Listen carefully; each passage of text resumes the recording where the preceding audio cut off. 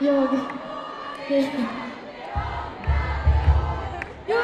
ska leva, jag visst ska leva, jag visst ska leva ut i 100:e år. Ett fint leva finns alla mor som lever i mitt hurra! Hurra, hurra, hurra! Det var det jag som körde, jag hade inte tänkt på det. Jag bodde ju här på Väckarbergsgatan